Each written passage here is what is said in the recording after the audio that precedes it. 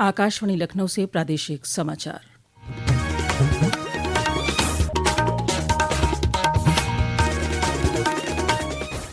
पहले मुख्य समाचार।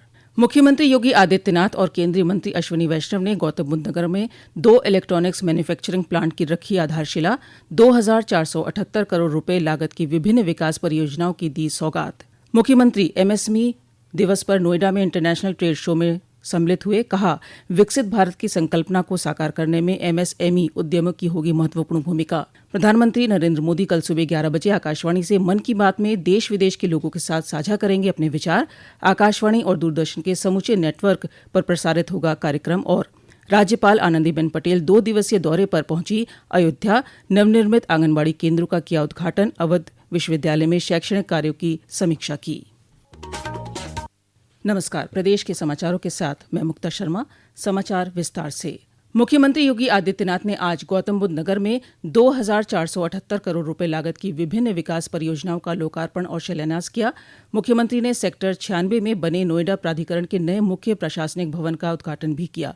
इसके साथ ही यमुना एक्सप्रेसवे औद्योगिक विकास प्राधिकरण क्षेत्र में 2 बड़े इलेक्ट्रॉनिक्स और सोलर मैन्युफैक्चरिंग प्लांट की आधारशिला भी रखी। इलेक्ट्रॉनिक मैन्युफैक्चरिंग प्लांट के शिलान्यास कार्यक्रम में मुख्यमंत्री के साथ केंद्रीय रेल, इलेक्ट्रॉनिक्स और सूचना प्रौद्योगिकी मंत्री अश्विनी वैष्णव और केंद्रीय पर्यावरण, वन और जलवायु परिवर्तन मंत्री भूपेंद्र यादव भी मौजूद थे। कार्यक्रम को संबोधित करते हुए मुख्यमंत्री ने कहा कि डबल इंजन की सरकार के नेतृत्व में आज प्रदेश इलेक्ट्रॉनिक्स निर्माण का प्रमुख हब बन रहा है। ये निवेश रोजगार सृजन, औद्योगिक विकास और आत्मनिर्भर भारत के संकल्प को नई गति प्रदान करेगा।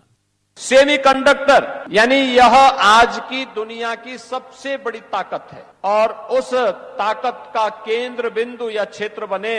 और आज इलेक्ट्रॉनिक कंपोनेंट के नए हब के रूप में इस क्षेत्र को स्थापित करने के लिए जो चीज दुनिया से हम आयात करते हैं वह हमारे यहां बने। कार्यक्रम को संबोधित करते हुए केंद्रीय मंत्री अश्विनी वैष्णव ने पीसीबी सर्किट के बारे में विस्तार से समझाते हुए कहा कि पहले इसे भारत आयात करता था, अब इसे जेवर में ही बनाया जाएगा। उत्तर प्रदेश के लोकप्रिय मुख्यमंत्री योगी जी, जिन्होंने एक ऐसा विजन दिया कि प्रधानमंत्री जी के इलेक्ट्रॉनिक्स मैन्युफैक्चरिंग को आज उत्तर प्रदेश में जेवर में ले आए, तो अब सेमीकंडक्टर के बाद में इलेक्ट्रॉनिक्स का बहुत बड़ा सेंटर जेवर बन रहा है। प्रधानमंत्री के बुलेट ट्रेन प्रोजेक्ट का जिक्र करते हुए श्री वैष्णव ने कहा कि दिल्ली से लखनऊ, वाराणसी, पटना और सिलीगुड़ी तक बुलेट ट्रेन चलेगी। लखनऊ से जेवर तक का सफर 1 घंटा 40 मिनट में पूरा हो जाएगा।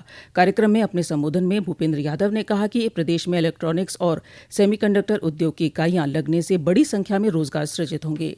एमएसएमई दिवस पर मुख्यमंत्री योगी आदित्यनाथ ने प्रदेशवासियों और उद्यमियों को बधाई और शुभकामनाएं दी हैं। एक सोशल मीडिया पोस्ट में मुख्यमंत्री ने कहा कि प्रधानमंत्री नरेंद्र मोदी के मार्गदर्शन में प्रदेश का एमएसएमई सेक्टर आज देश की अर्थव्यवस्था का ग्रोथ इंजन बनकर उभर रहा है।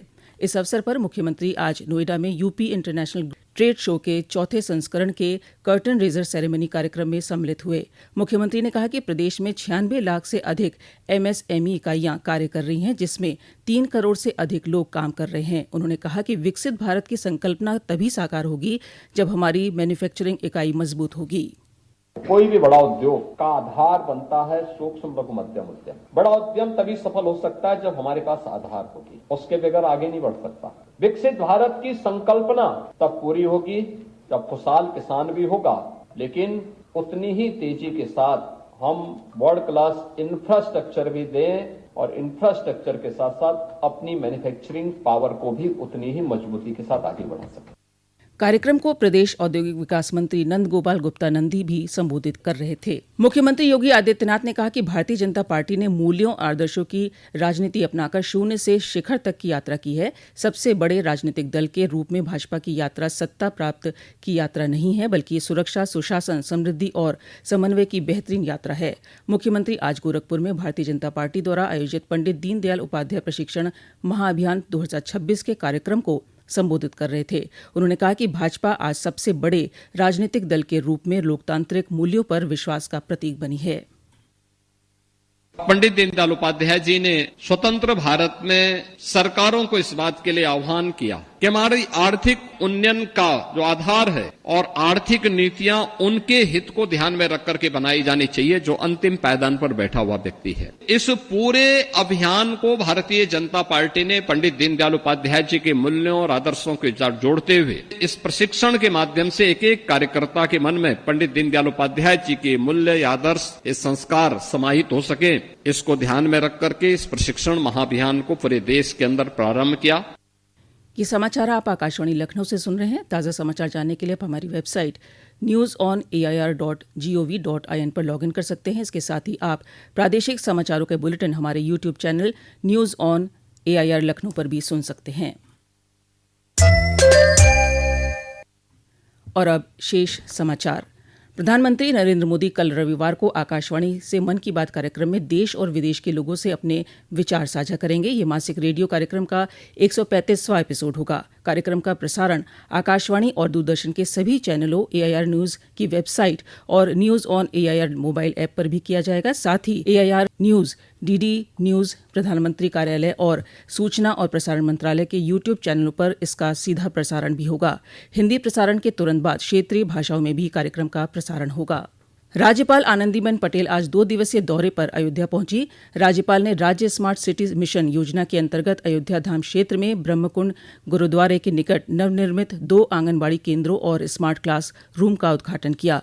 राज्यपाल ने इस दौरान बच्चों के साथ संवाद भी किया। इस अवसर पर कार्यक्रम को संबोधित करते हुए राज्यपाल ने कहा कि बच्चों के समुचित शारीरिक, मानसिक और बौद्धिक विकास के लिए प्रारंभिक अवस्था में गुणवत्तापूर्ण शिक्षा और संतुलित पोषण अत्यंत आवश्यक है। उन्होंने कहा कि बच्चे की प्रथम शिक्षिका उसकी मां होती है। उसके बाद आंगनबाड़ी केंद्र व्यक्तित्व निर्माण की महत्वपूर्ण आधारशिला बनते हैं। इसके बाद उन्होंने डॉक्टर राम मनोहर लोहिया अवध विश्वविद्यालय पहुंचकर विकास कार्यों और शैक्षणिक गतिविधियों की समीक्षा की। राष्ट्रीय पल्स पोलियो अभियान की शुरुआत कल से होगी। प्रदेश के सभी जनपदों में कल बूथों पर 0 से 5 वर्ष तक के बच्चों को पोलियो की खुराक दी जाएगी। इसके बाद 29 जून से 3 जुलाई तक घर घर जाकर बच्चों को पोलियो की दवा पिलाई जाएगी।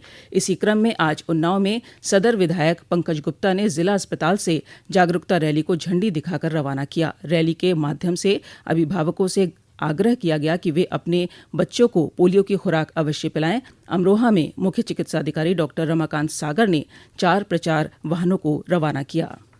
लखनऊ में कोचिंग सेंटर में हुए अग्निकांड के बाद प्रदेश भर में फायर सेफ्टी के सघन चेकिंग जारी है। इसी क्रम में अलीगढ़ नगर निगम ने पूरे शहर में 100 नए फायर हाइड्रेट पॉइंट्स लगाने का फैसला लिया है। इस प्रोजेक्ट को मंजूरी मिल चुकी है और टेंडर प्रक्रिया भी शुरू हो गई है।